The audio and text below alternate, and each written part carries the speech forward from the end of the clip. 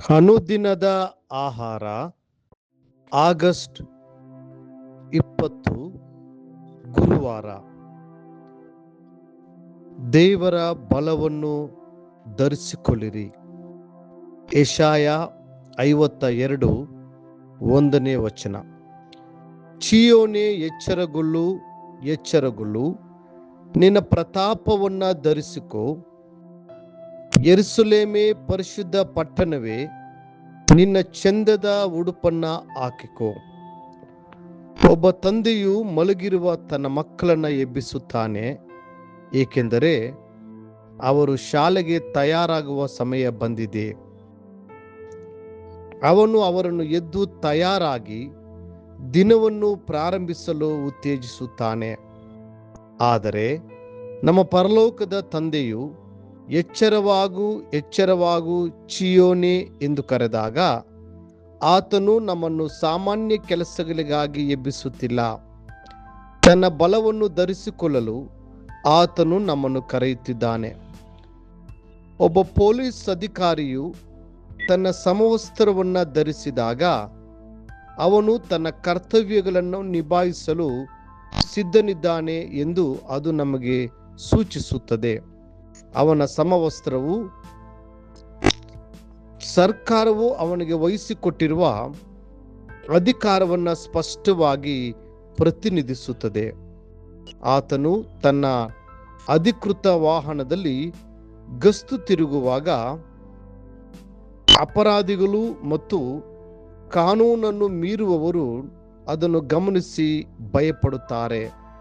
ಅದೇ ರೀತಿಯಲ್ಲಿ ದೇವರ ಮಕ್ಕಳು ಆತನು ನಮಗೆ ಕೊಟ್ಟಿರುವ ದೈವಿಕ ಶಕ್ತಿಯನ್ನು ಧರಿಸಿಕೊಂಡು ಆತನ ಸೇವೆಗೆ ಹೊರಟಾಗ ಕತ್ತಲೆ ರಾಜ್ಯ ಮತ್ತು ಸೈತಾನನ ಎಲ್ಲ ಶಕ್ತಿಗಳು ನಡುಗುತ್ತವೆ. ನಿಮ್ಮಲ್ಲಿ ವಾಸಿಸುವ ಶಕ್ತಿಯನ್ನು ಕಂಡು ಸೈತಾನನೇ ಹೆದರುತ್ತಾನೆ. ಕರ್ತನ ಬೆಂಕಿಯು ನಿಮ್ಮ ಹೃದಯದಲ್ಲಿ ಉರಿಯುತ್ತಿದ್ದರೆ ಆ ಪವಿತ್ರ ಬೆಂಕಿಯ ಅಭಿಷೇಕದ ಮುಂದೆ ನಿಲ್ಲಲು ಅವನಿಂದ ಸಾಧ್ಯವಾಗುವುದಿಲ್ಲ. ಆದ್ದರಿಂದ ಧೈರ್ಯದಿಂದ ಎದ್ದೇಳಿರಿ ಮತ್ತು ದೇವರು ಒದಗಿಸಿರುವ ಬಲವನ್ನು ಧರಿಸಿಕೊಳ್ಳಿರಿ. ಯೆಶಾಯನ ಪುಸ್ತಕದಲ್ಲಿ ಎಚ್ಚರವಾಗು, ಎಚ್ಚರವಾಗು ಎಂಬ ಪದಗಳು 3 ಬಾರಿ ಬರುತ್ತವೆ. ಪ್ರತಿ ಬಾರಿಯೂ ಅವು ದೈವಿಕ ಕರೆಯಾಗಿದ್ದು ಹೊಸ ಉರುಪಿನಿಂದ ಎದ್ದೇಳಲು ದೇವ ಜನರನ್ನು ಪ್ರೇರೇಪಿಸುತ್ತವೆ. ನಾವು ಹೀಗೆ ಓದುತ್ತೇವೆ: ಎಚ್ಚರವಾಗು, ಎಚ್ಚರವಾಗು, ಕರ್ತನ ಭುಜವೇ, ಬಲವನ್ನ ಧರಿಸಿಕೋ. ಯೆಶಾಯ 51ನೇ ಅಧ್ಯಾಯ 9ನೇ ವಚನ. ಕರ್ತನ ಭುಜ ಬಲವು ರಾಹಬಳನ್ನು ಪುಡಿ ಪುಡಿ ಮಾಡಿತು ಮತ್ತು ಇಂದಿನ ಸರ್ಪವನ್ನ ತಿವಿಯಿತು. 10 ಉಪದ್ರವಗಳ ಮೂಲಕ ಕರ್ತನು ಐಗುಪ್ತ ಮತ್ತು ಫರೋಹನಿಗೆ ತೀರ್ಪು ನೀಡಿದಾಗ ತನ್ನೊಂದಿಗೆ ನಿಲ್ಲಲು ಆತನು ಮೋಶೆಯನ್ನು ಎಬ್ಬಿಸಿದನು.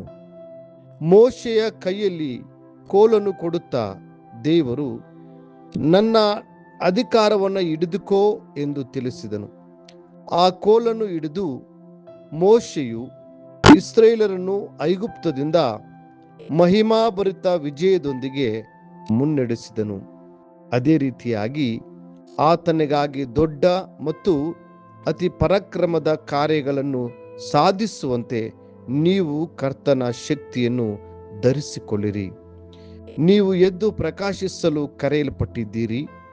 ಕರ್ತನ ಬೆಳಕು ನಿಮ್ಮ ಮೇಲೆ ಮೂಡಿದೆ. ನಿಮ್ಮ ಜೀವನವು ಪಾತ್ರೆಯ ಕೆಳಗೆ ಮರೆಯಾಗಿರಬಾರದು. ಅದು ಬೆಟ್ಟದ ಮೇಲಿರುವ ಒಂದು ಪಟ್ಟಣದಂತಿರಬೇಕು. ನೀವು ಲೋಕಕ್ಕೆ ಬೆಳಕಾಗಿದ್ದೀರಿ. ಆದ್ದರಿಂದ ಪ್ರಕಾಶಿಸಲು ನಿಮ್ಮನ್ನು ಶಕ್ತಗೊಳಿಸುವ ಬಲವನ್ನು ನೀವು ಧರಿಸಿಕೊಂಡಿರಬೇಕು. ಪ್ರಿಯ ದೇವರ ಮಕ್ಕಳೇ, ಈ ಬಲವನ್ನು ಧರಿಸಿಕೊಳ್ಳುವುದು ನಿಮ್ಮ ಜವಾಬ್ದಾರಿಯಾಗಿದೆ. ಪ್ರಾರ್ಥನೆಯಲ್ಲಿ, ಕೃತಜ್ಞತೆಯಲ್ಲಿ, ಉಪವಾಸದಲ್ಲಿ ಮತ್ತು ದೇವಜನರ ಸಹವಾಸದಲ್ಲಿ ಶಕ್ತಿ ಇದೆ. ಎಲ್ಲದಕ್ಕಿಂತ ಹೆಚ್ಚಾಗಿ ಪವಿತ್ರಾತ್ಮನ ಅಭಿಷೇಕದಲ್ಲಿ ಅಪರಿಮಿತವಾದ ಶಕ್ತಿ ಇದೆ. ಉತ್ಸಾಹದಿಂದ ಮುಂದೆ ಬನ್ನಿರಿ ಮತ್ತು ಆ ಮಹಿಮಾಭರಿತ ಶಕ್ತಿಯನ್ನು ಧರಿಸಿಕೊಳ್ಳಿರಿ. ಮುಂದಿನ ಅಧ್ಯಯನಕ್ಕಾಗಿ ದೇವರ ವಾಕ್ಯ. ಆದರೆ ನಾನು ನಿನ್ನಲ್ಲಿ ನನ್ನ ಶಕ್ತಿಯನ್ನು ತೋರಿಸಿ ನನ್ನ ಹೆಸರನ್ನು ಲೋಕದಲ್ಲೆಲ್ಲ ಪ್ರಸಿದ್ಧಪಡಿಸಬೇಕೆಂಬ ಉದ್ದೇಶದಿಂದಲೇ ನಿನ್ನನ್ನು ಸಾಯಿಸದೆ ಉಳಿಸಿದೆನು. ವಿಮೋಚನಾ ಕಾಂಡ 9ನೇ ಅಧ್ಯಾಯ 16ನೇ ವಚನ. ಈ ದಿನ ಓದುವ ದೇವರ ವಾಕ್ಯ. ಮುಂಜಾನೆ ಕೀರ್ತನೆ 105, 106 ಅಧ್ಯಾಯಗಳು.